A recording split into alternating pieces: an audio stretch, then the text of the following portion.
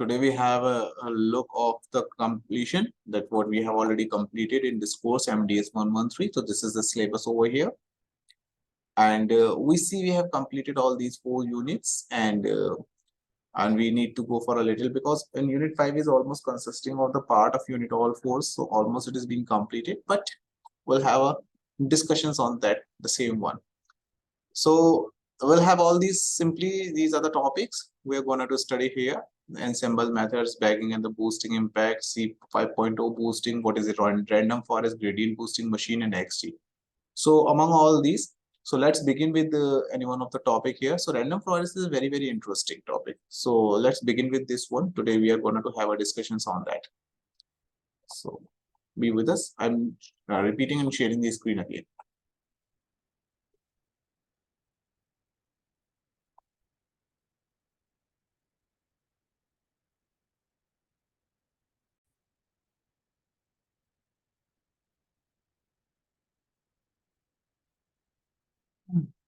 So these contents, don't worry, will be available with you. That will be available in your drive, and as well as you will be having a recording of all of it.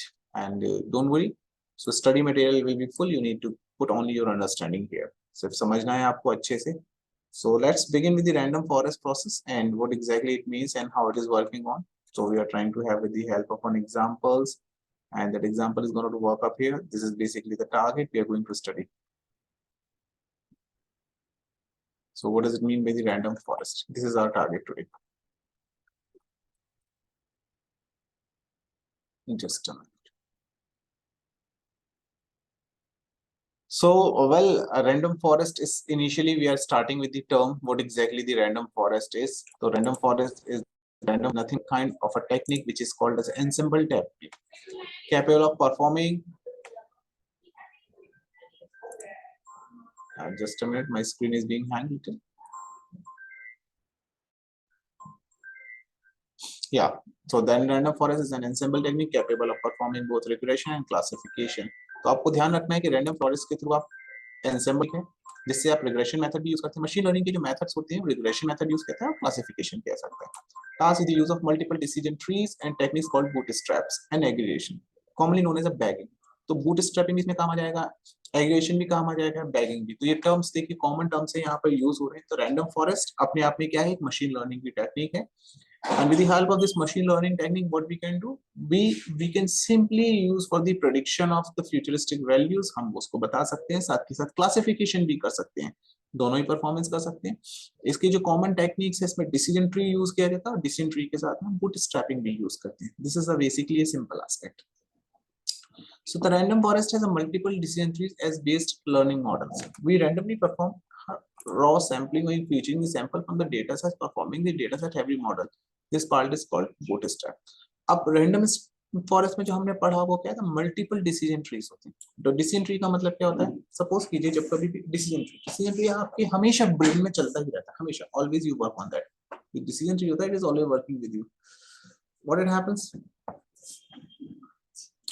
तो जब decision tree में हम काम करते हैं तो उसमें जब भी आप किसी चीज को आप फर्दर क्लासिफाई करने जाते हैं या किसी चीज का आप डिसीजन लेने वाले होते हैं, so what you will do, you will put all kind of root branches to it. It means what are the possible things are there where you can move on. तो जैसे सपोज कीजिए आप घर से निकले, तो घर से निकलने के पीछे आपके रीजंस हो सकते हैं. What you are gonna to do here, आप क्या करना चाहते हैं, क्या आपके ऑब्जेक्टिव्स हैं, क्या आपके टारगेट्स हैं, ये इन सब के साथ में आप क्लासिफिकेशन करेंगे. नहीं मुझे मार्केट जाना है, तो मार्केट जाने के लिए मुझे लेफ्ट साइड जाना पड़ेगा, नहीं मुझे कुछ ऑफिशियल टास्क है और राइट साइड भी जाना पड़ेगा. तो आप देखिए यहाँ पर आपने एक डिसीजन ट्री क्रिएट किया, मतलब you have a certain target and you have a 2 branches to it. एक टारगेट है और टारगेट के बाद 2 ब्रांचेस क्रिएट करिए. इस टारगेट के साथ जो ब्रांचेस क्रिएट की, that is making the roots and basically stems of a tree. तो ट्री की ब्रांचेस क्रिएट होना यहाँ पे स्टार्ट हो जाती है. तो हमारा ब्रेन भी जब डिसीजन लेने जाता है तो डिसीजन लेते हैं बहुत सारी ब्रांचेस के, फाइनली उसमें से प्रायोरिटी डिसाइड करते हुए फिर फाइनल प्रायोरिटी के ऊपर जाकर टैग ऑन कर देता है कि यार ठीक है, ऑफिस लेफ्ट साइड में है, मार्केट राइट साइड में. अब ऑफिस जाना है, मार्केट जाना है, या ऑफिशियल टास्क के लिए जाना है मार्केट, उधर जाऊंगा तो मेरे पास और कौन कौन से ऑप्शन है कि मैं ये काम करता हूँ, क्या वहां पर भी कोई मार्केट पॉसिबिलिटीज है या नहीं है. अगर if there is no possibility then it means मुझे राइट साइड में जाना पड़ेगा. जिस ऑफिशियल टास्क के लिए मैं जा रहा हूँ उसकी टाइमिंग क्या है, कि टाइमिंग में मॉर्निंग में उसको सेट कर पाऊंगा या नहीं कर पाऊंगा. So that all begin with the conditions. ये सारी की सारी चीजें किस पे डिपेंड करती है? It depends on that branches of a tree, कि कितनी पॉसिबिलिटीज हमारे यहाँ पर क्रिएट हो रही है. So on the basis of that, we create a random forest. And random forest is a wonderful and beautiful multiple decision tree. As base learning model, we randomly perform row sampling and feature sampling from the dataset, forming samples dataset from all the model. So what we create, we have a certain kind of a dataset, and from this dataset, we create a different kind of a samples. And the sample will be used.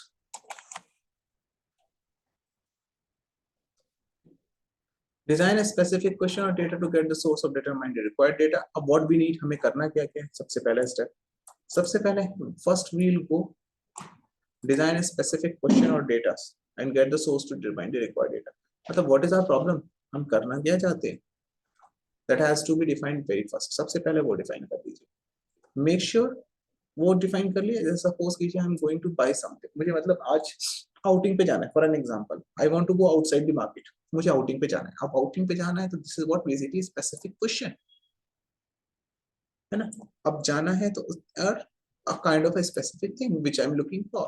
And if I'm going to the market and not there is a requirement of a data, क्या data चाहिए? कि if suppose I'm going for an outing, what should be the outing? It is just only an enjoyment or some useful task will be there. तो देखिए दो data set create हो गए. ये किसी enjoyment के लिए, if अगर enjoyment के लिए जा रहा हूँ तो what will be the options with me? I'm going to watch a movie, I'm going to have a lunch in a restaurant or a dinner or something else. अब ये क्या क्रिएट हो रहा है? That is creating data set. अब मैं data set create करना. Problem क्या था? प्रॉब्लम था I wish to go to outside. मतलब that is what problem actually, but this is actually basically the objective function. अब उस ऑब्जेक्टिव फंक्शंस पे आपने आके काम करना शुरू किया. That is what the movement. ठीक. Make sure the data is in accessible format else convert it into the required format. ये हम डेटा प्री प्रोसेसिंग बार बार पढ़ते हैं और हर बार पढ़ाई जाती है कि किस तरीके से डेटा प्री प्रोसेसिंग को कर सकते हैं. Specifically, all noticeable anomalies and missing data point that may be required to achieve the required data. ठीक है. उसके अंदर अगर कोई anomalies है, कोई भी anomalies है, उन anomalies को हमें सबसे पहले remove करना पड़ेगा, हटाना पड़ेगा. जो भी missing data points होंगे. Required to achieve the required data set. Create a machine learning model. अब जो further आपने finally data set ले लिया, data set सबसे पहले आपने objective function define किया, फिर उसके लिए required data set लिया, उसकी प्री प्रोसेसिंग कर ली, उसमें कोई एनोमलीज है, उस एनोमलीज को आपने हटा लिया. अब आप एक मशीन लर्निंग का एक मॉडल क्रिएट करने जा रहे हैं. Set the baseline model that you want to achieve. अब उस मॉडल को लिए जो आपने अचीव करना है उसका एक baseline. Train the data machine learning model. अब डेटा से आप उसने मॉडल को ट्रेन किया, आपके पास जो डेटा आपने ट्रेनिंग डेटा सेट लगाया. Provide an insight into the model with test data. अब आपके पास में जो डेटा सेट था उसको हमने प्री वैलिडेशन क्रॉस वैलिडेशन पहले पढ़े थे. जो भी डेटा सेट आपके पास में होता है, एक सर्टेन अमाउंट ऑफ डेटा आप यूज करते हैं. किसके लिए आप यूज करते हैं? वो data for the purpose of training, and remaining part of the data is to be used for the purpose of testing. तो आप जो 80% के बाद में 80% डेटा आपने यूज किया ट्रेनिंग के लिए और 20% डेटा से आपने उसको टेस्ट किया, जो मैंने मॉडल क्रिएट किया, whether it is working or not. Now compare the performance metrics of both test data and predicted data. ये चेक करके देखिए whether you are getting the right one or not. तो इस तरीके से आप यूज कर सकते हैं. कौन कौन सी कॉमन लाइब्रेरीज यूज होंगी? तो पांडास यूज किया जा सकता है इसके लिए. numpy की लाइब्रेरी मैटप्लॉटलिब और सीबर्न, और रैंडम फॉरेस्ट का रिग्रेशन यूज करता है. So we have a small program for that, but before going to for this particular program, let's understand exactly the reshaping of this random forest system. पहले हम उसको समझने की कोशिश करते हैं.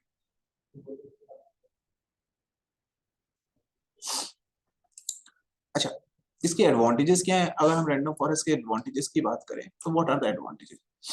It is use to use, easy है, and less sensitive कम है. तो training data compare to the decision tree, it is more accurate than the decision tree algorithm. Decision tree से ज्यादा एल्गोरिथम में एक्यूरेसी आ जाती है. It is effective in handling the large data set that may have attributes, है ना. और एक ही डेटा के बहुत सारे अपने खुद के एट्रीब्यूट्स हैं, तो वहां पर भी ये काम आ जाता है. It can handle the missing data outliers. Missing data के जो आउटलेयर्स हैं उनको भी हैंडल कर सकता है. Disadvantage, the model can also difficult to interpret. The algorithm may require some domain expertise to choose the appropriate parameters. सबसे पहले इंटरप्रेट करना मॉडल के लिए बड़ा मुश्किल काम है. This algorithm may require some model expertise to choose the appropriate parameter, like the number of decision tree, the maximum depth of the each tree, and number of features to consider at each tree split. It is computationally expensive, थोड़ा सा महंगा होता है, computation process आ जाता है, GPUs की requirement होती है लार्ज डेटा सेट पे। इट में सफर फ्रॉम ओवरफिटिंग, कई बार ओवरफिटिंग का इश्यू भी हमारे साथ आ जाता है, वो भी अपने आप में एक छोटा चैलेंज है। तो ये एडवांटेजेस एंड डिसएडवांटेजेस हो जाती है random forest. Is that okay? So let me show you more things.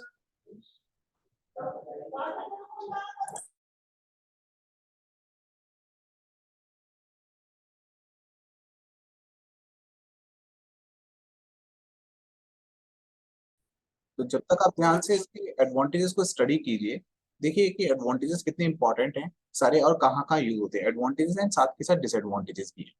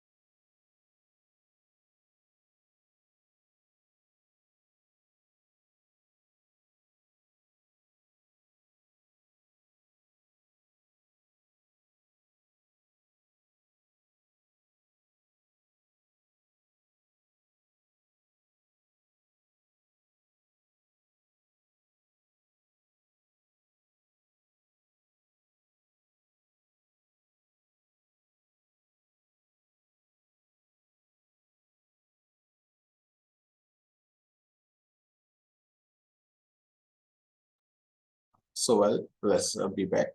And so in the same one, let's we see a few random forest example in the form of some examples and shape. So I'm just going to show it here.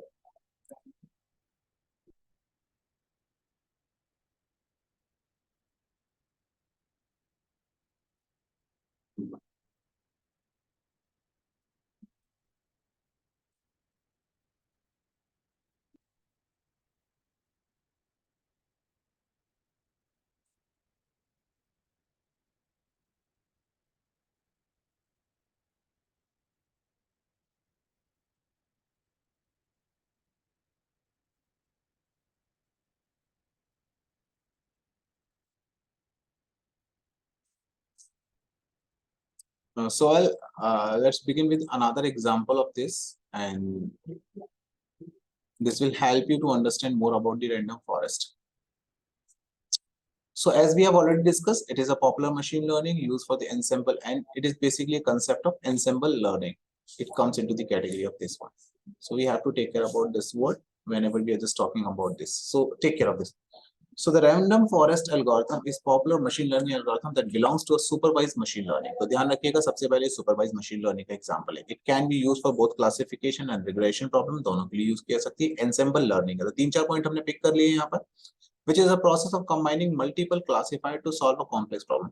बहुत ensemble का मतलब है कि आप बहुत सारे अलग अलग classifiers हैं, उन सबको एक ही जगह पे आप कर सकते हैं. ठीक है, जैसा कि नेम सजेस्ट करते हैं, random forest is a classifier that contains a number of decision tree. बहुत सारे डिसीजन ट्री हो सकते हैं on various subsets that give data set and take the average improve the predictive accuracy. बहुत अलग अलग डेटा सेट पे कई सारे डेटा सेट ट्रीज काम कर रहे हैं, और उन सब पर एक आप क्या कर रहे हो, data set average to improve the predictive accuracy, और एक्यूरेसी को improve करने के लिए आप इस पे काम कर रहे हैं. ठीक है, instead of relying on one decision tree, the random forest takes the prediction from each tree, and based on this the greater number of trees, जितने ज्यादा ट्री बनेंगे उतने ही ज्यादा एक्यूरेसी बढ़ जाएगी, लेकिन ओवरफिटिंग की प्रॉब्लम जनरेट हो जाएगी. Training data 1, training data 2, training data n, मतलब आपने पहला ट्रेनिंग डेटा सेट से पहला डिसीजन ट्री बनाया, फिर दूसरे ट्रेनिंग डेटा सेट से दूसरा ट्री बनाया, फिर तीसरे ट्रेनिंग डेटा सेट से, इस तरीके से n number of training data set से n डिसीजन बनाया, उन सबके फिर आपने वोटिंग करा के फिर एवरेज कराया, और फिर फाइनली प्रेडिक्शन दिया. Assumptions क्या है इसके, वो आपको देखने पड़ेंगे. Since the random forest comprise multiple tree to predict the class of data, then it is possible that some decision correct output below the assumption for the random forest classifiers. There should be some actual values in the feature value of data set. There should be some actual values in the feature variable of the data set, so that the classifier can result into the guessed result. ठीक है, the prediction from each tree must have a very low correlation. आपस में जो अलग अलग predictions आ रहे हैं उनके बीच में correlation कम होना चाहिए. अब कहाँ पे आप random forest को use करना चाहिए? It takes less training time as compared to other algorithm. जब आपके पास में training time कम होता है उस समय it predicts output with high accuracy. High accuracy आपको मिलेगी. With the even large data set it runs efficiently. It can also maintain the accuracy when a large proportion of data set is missing. और जब अगर आपको लगता है data set के अंदर से अगर आपका डेटा कहीं मिस आ रहा है, तो उस सिचुएशन में भी ये आपको हेल्प करेगा, लाइक दिस वन. ठीक है, सो अब इसके हम स्टेप्स को फॉलो करते हैं कि what are the common steps of this one. ठीक है, इनके कॉमन स्टेप्स जो है उनको हम फॉलो करते हैं कि किस तरीके से हम यहाँ पर एज्यूम कर सकते हैं. तो step 1, the working process. Random forest के लिए काम करने के लिए क्या करना पड़ेगा, हमें क्या करने होते हैं कि डिफरेंट जो हमने डिसीजन ट्री बनाए हुए हैं उन डिफरेंट डिसीजन ट्री में से हम क्या करते हैं, एंड डिसीजन ट्री क्रिएट करते हैं और उनका प्रेडिक्शन क्रिएट करते हैं with the form of average लेके काम करेंगे. तो सबसे पहले सेलेक्ट रैंडम के data for training data set. आपके पास में एक डेटा सेट है, मान के चलिए 1000 का है, तो 1000 में से आपने क्या किया, 700 ले लिए ट्रेनिंग के पर्पज से. ठीक है, 700 से आप ट्रेन करेंगे और 300 से आप टेस्टिंग करेंगे, या 800 से आप ट्रेन करेंगे, बाकी 100 से आप ये करेंगे. तो that is what the first part. Second part, building the decision tree associated with the selected data subset. अब आपने क्या करना है कि जो भी आपने डिसीजन ट्री बनाना है उस सिलेक्टेड डेटा सेट में से पॉइंट्स में से आप बनाएंगे. ये डेटा पॉइंट्स आपने क्रिएट कर लिए, भाई आपके पास 1000 का था, आपने उनके सबसेट्स बना लिए, क्योंकि अलग अलग डेटा सेट से आप अलग अलग डिसीजन ट्री क्रिएट करना चाहते हैं. अलग अलग डिसीजन ट्री आपने क्रिएट करने के लिए आपने मान के चला कि मुझे पूरे डेटा सेट में से 4 डिसीजन ट्री क्रिएट करनी है. ठीक है, तो यानी कि वो जो 4 बनेंगे वो सबसेट्स कहलाएंगे. करना क्या कुछ नहीं करना, अभी तो रुको, अभी अरे नहीं जाना होगा, शायद दिन की डेथ हुई है. हाँ ठीक है, स्टेप 3, चूज करना है number of an decision tree that you want to build. कितने हम इसमें से डिसीजन ट्री बनाना चाहते हैं. स्टेप को 1 और 2 को रिपीट करते हैं. Now few data prediction, each decision tree and decision will be new data point assigned. Her bar decision tree को एक नया डेटा सेट पॉइंट, जैसे एग्जांपल के तौर पर. अब हमने एक अच्छा एग्जांपल यहाँ पर ले लिया. Suppose there is a data set that contains multiple fruit images.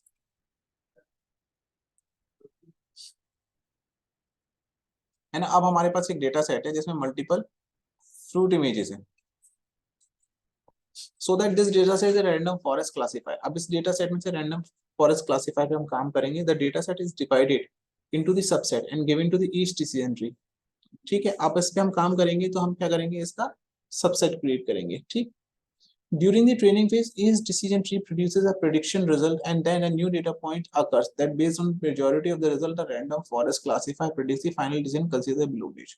अब ये पूरा का पूरा फ्रूट बास्केट हो गया। इस फ्रूट बास्केट में से आपने कुछ फल एक साइड डाल दिए, कुछ फल एक साइड डाल दिए, कुछ फल एक साइड डाल दिए, मतलब पूरे के पूरे सिंगल बकेट के ऊपर, सिंगल बास्केट के ऊपर आपने काम करने की जगह इस बास्केट को डिवाइड कर दिया सबसेट्स के अंदर। तो ये देखिए आपने यहाँ पर एन डेटा सेट क्रिएट किए, 1 2 3। तो एन डेटा सेट में भी आपने यहाँ पर क्लासिफायर्स लगाए हुए पहले के लिए। तो पहले क्लासिफायर ने इसका आंसर निकाल के दिया, ट्री 1 क्लास ए, ट्री 2 क्लास ए मेजोरिटी में, और इसमें क्लास बी। मतलब आपने जो एक सर्टेन डेटा लिया था उसने पहले वाले क्लास ने बताया एप्पल है, दूसरे ने बताया एप्पल है, तीसरे ने बताया एप्पल है, लेकिन एक ने बताया उसको बनाना है। तो इसका मतलब क्या हुआ, मेजोरिटी वोटिंग किस पे गई, जितने ज्यादा नंबर ऑफ आपको वोट्स मिलेंगे उनकी बेसिस पर आप कह देंगे कि ये आपका मेजोरिटी आंसर है। Got it. तो दिस इज अब बेसिकली रैंडम फॉरेस्ट सिस्टम। तो रैंडम फॉरेस्ट बिल्कुल डिसीजन ट्री के तरीके से काम करता है, जैसा डिसीजन ट्री होता है उसी तरीके से ये काम करता है। बस सिर्फ फर्क किस चीज का पड़ता है, फर्क सिर्फ इस बात का पड़ेगा कि आप यहाँ पर एन डिसीजन ट्री क्रिएट करेंगे और एन डिसीजन ट्री में आप यहाँ पर उन एन डिसीजन ट्री के बेसिस पर आप अपने आउटकम जनरेट कर देंगे। ठीक, ये अब इसके एप्लीकेशंस क्या होते हैं, application of the random forest, they are mainly 4 sectors. Banking में बहुत यूज किया जाता है random forest. Banking sector mostly use the algorithm for the identification of loan risk, ये बहुत यूज किया जाता है। मेडिसिन में यूज किया जाता है, लैंड यूजेस में यूज किया जाता है, मार्केटिंग में यूज किया जाता है। ये कुछ एग्जांपल्स है जहाँ पे यूज किया जाता है। एडवांटेजेस क्या है, random forest is capable performing both classification regression, दोनों एक साथ कर सकता है। It is capable of handling the large data set, high dimensionality का। It enhances the accuracy of the model and prevent the overfitting issues, ये भी काम कर सकता है ये।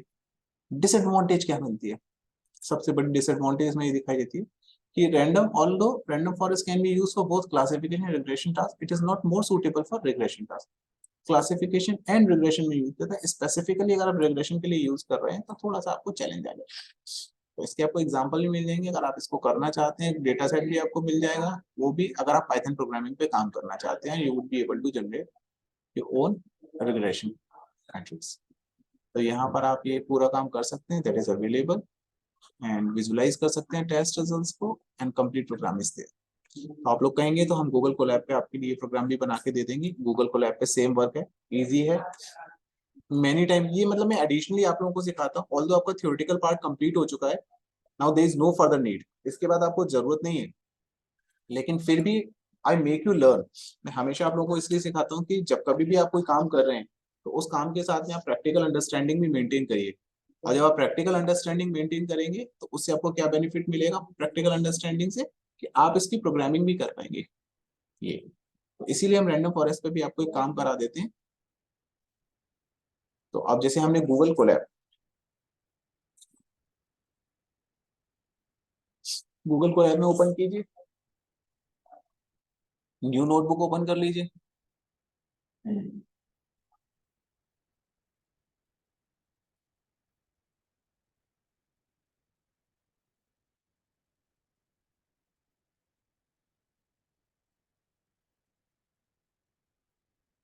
कंफ्यूजन मैट्रिक्स क्रिएट कर सकते हैं, स्टेप्स हैं इसके पूरे complete, predicting the test results को विजिट कर लेंगे आप।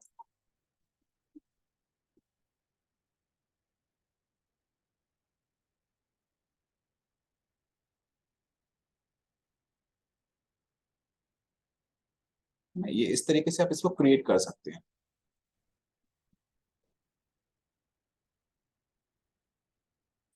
आप चाहेंगे तो आपके लिए पूरा का पूरा प्रोग्राम हम रन करके आपको दे देंगे, अवेलेबल करा देंगे, पूरा का पूरा प्रोग्राम आपको अवेलेबल हो जाएगा, so no issue at all.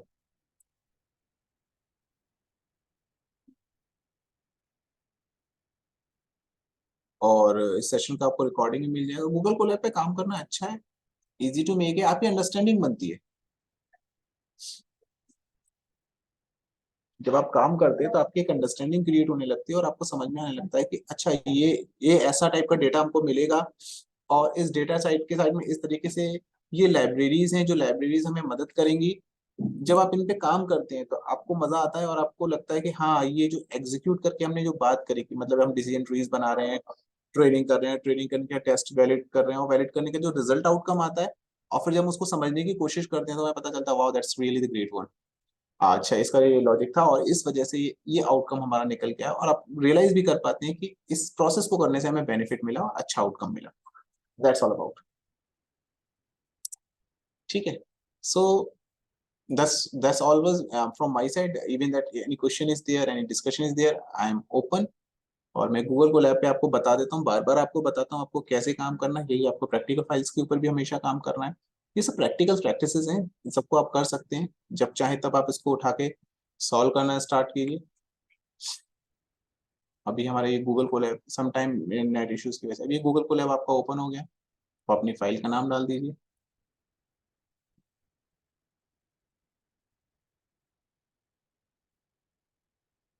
मैं इसको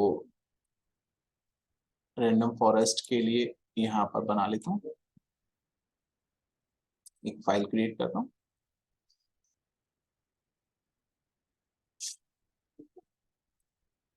और इसका जो हम प्रैक्टिस कर रहे हैं, देखिए ये सिलेबस में नहीं है, थ्योरी में नहीं है, कहीं कोई जरूरत नहीं पड़ेगी। This is only additional task. मैं आपको फिर बता रहा हूँ, थियोरेटिकल पार्ट मैंने आपका कवर कर दिया। ठीक है, this only additional part. Additional part है अगर आप वास्तव में एंजॉय करना चाहते हैं कि सच में रैंडम फॉरेस्ट कैसे पाइथन पे काम करता है, ये उसके लिए। ठीक है, तो ये सारी लाइब्रेरीज है, user data dot C S V file, user underscore data dot C S V file, ये डेटा सेट आपको यहाँ मिल जाएगा। इसका लिंक भी मैं देता हूँ, सारा आपको मिल जाएगा।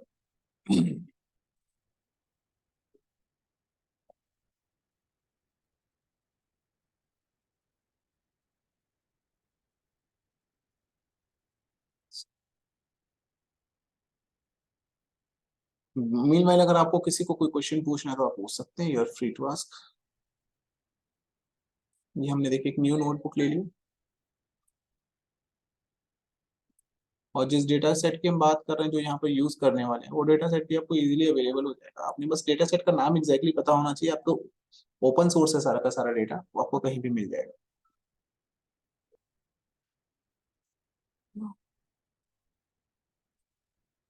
User underscore data dot C S P, ये फाइल देखिए अवेलेबल है यहाँ पे। कैगल से ले लीजिए file, user underscore dot data C S P.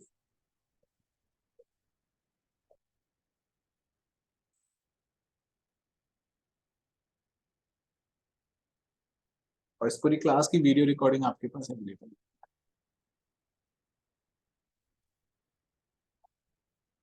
3 KB का फाइल है आपका। ये तो स्टेप्स बहुत सिंपल है। अगर आप रैंडम फॉरेस्ट पे काम कर रहे हैं तो आप अपना बना सकते हैं programme. Random forest example,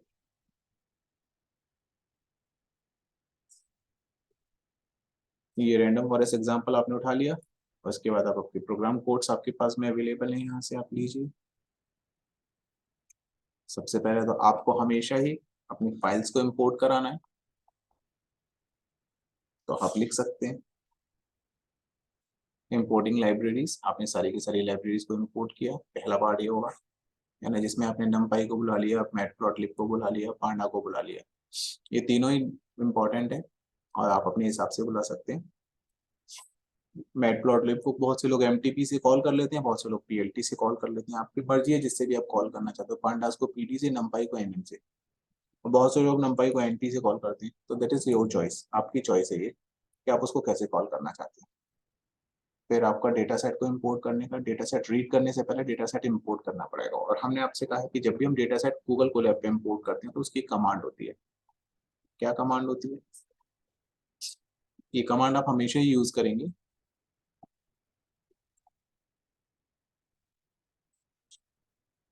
from Google dot Colab import files, ये कमांड है आपका। ठीक है, अब जो आपने फाइल्स को लिया वो आप लेंगे उसको uploaded equals to files dot upload. अब आप जब ये रन करेंगे इस वाले को आप ध्यान से देखिए, हमेशा जब भी आप इसको रन करेंगे आप किसी भी टाइप की फाइल को यहाँ पर गूगल कोलैब पे अपलोड कर सकते हो। मैं मल्टीपल टाइम इसको बता चुका हूँ, जब भी आप ध्यान से इसको देखेंगे आपको समझ में आ जाएगा कि ऐसा हम कर सकते हैं। तो यहाँ से वो फाइल अपलोड कर लीजिए। दूसरा आपका फाइल यहाँ अवेलेबल था वो आपको ये डाउनलोड हो गया।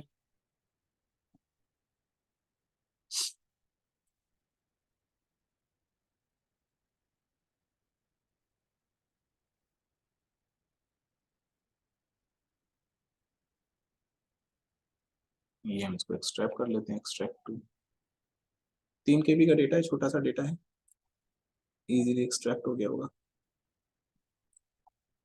ये यूजर डेटा, तो मैं उस प्रोग्राम को भी रन करके दिखा देता हूँ आपको किस तरीके से मैं अपलोड करूंगा उसको, है ना। आप देखिए ये रैंडम वाला हो गया,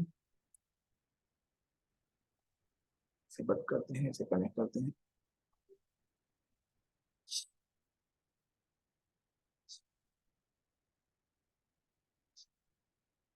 ये इसके सर्वर से कनेक्ट होना जरूरी है क्योंकि आप इसका जीपीयू एक्सेस करना चाहते हैं।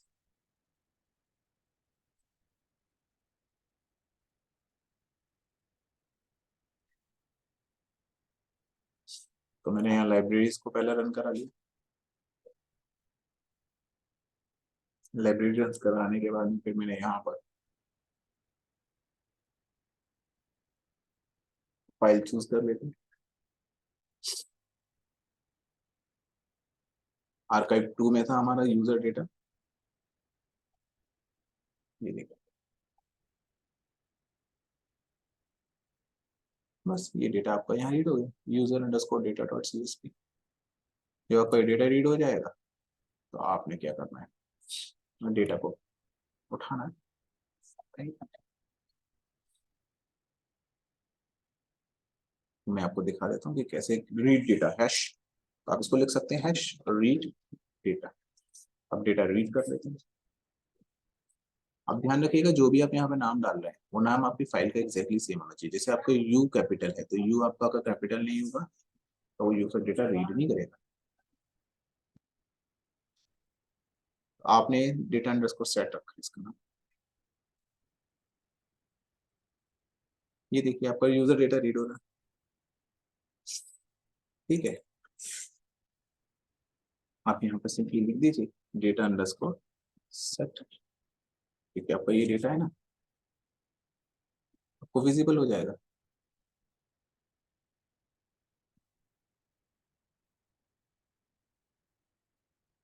ये आ गया आपका user ID, gender, age, estimated salary and the purchase. क्या उसका परचेज रिकॉर्ड है, परचेज करता है नहीं करता, तो एक कुछ यूजर्स का डेटा आपके पास में एज अ रिकॉर्ड आ गया बस। अब डेटा आपके पास में है, प्रोग्राम आपके पास में, एग्जीक्यूट करिए, रन करिए, ट्राई करके देखिए किस तरीके से काम करता है। तो ये फाइल मैं आपको शेयर कर दूंगा, डेटा भी सेट भी शेयर कर दूंगा, वीडियो रिकॉर्डिंग भी शेयर कर दूंगा और ये कंटेंट भी शेयर कर दूंगा। With these words it's done from my side, anything else तो आप इस पे आगे फर्दर रैंडम फॉरेस्ट लगा के देखिएगा। मैं प्रोग्राम फाइल आपको दूंगा रैंडम फॉरेस्ट की, उसको यूज करिएगा, ठीक है। एनीथिंग एल्स, ठीक है। If it's all done, thank you from my side and I am closing this session.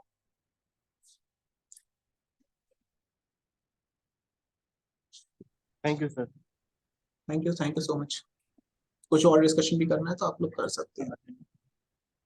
Sure. मैं भी ऑनलाइन अवेलेबल हूँ, तो अगर कोई और डिस्कशन भी आप लोगों ने करना है तो आप मेरे से कर सकते हैं।